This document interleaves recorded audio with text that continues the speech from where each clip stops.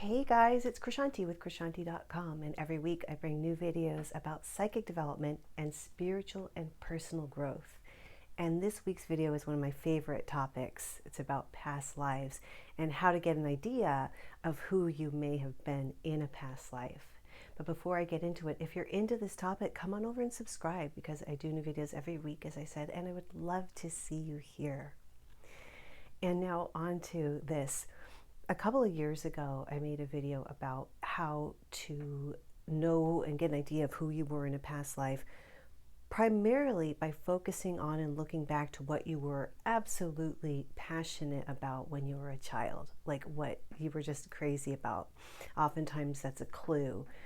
What children draw over and over again and what they're really into, like for no particular reason. But I wanted to share this really funny story. If there are kids in your life now, to get an idea of who they may have been before they reincarnated here.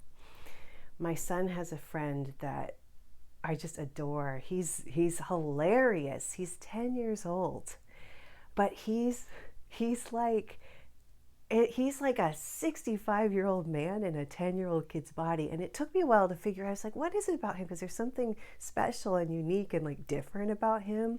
He has these points of view about things that are very advanced. They're not like from a child's perspective. Like, and he calls things out and it's just like, I'm like, dude, what is it? And one day he was over and I was making him snacks or whatever, and I just gently touched him on the shoulder. And I heard in my, like, this is clairaudience. It's like a thought in your head that's not your own, but I heard it really clearly in my head, elder statesman.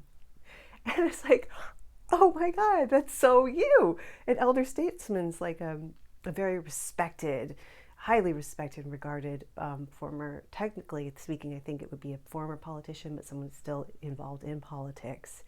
But what's even funnier about that elder statesman thing is that they were saying that earlier in the week, his soccer coach said that this kid was like an old man in a kid's body.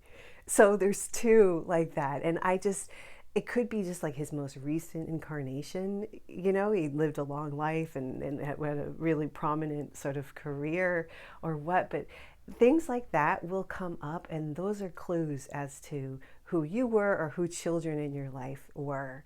And I could go on and on about so many different examples, just kids that are for no reason obsessed with World War II, or like me drawing, as I talked about in that previous video, I just drew these ornate dresses over and over again, and it had to be like the ruffles had to be just right. It was very France, I think in the 1700s is what my idea is when I actually did a regression. And that's a way that you can find out more. It's to go to a hypnotherapist and get a professional past life regression done so you can experience it yourself, and it's really, really interesting.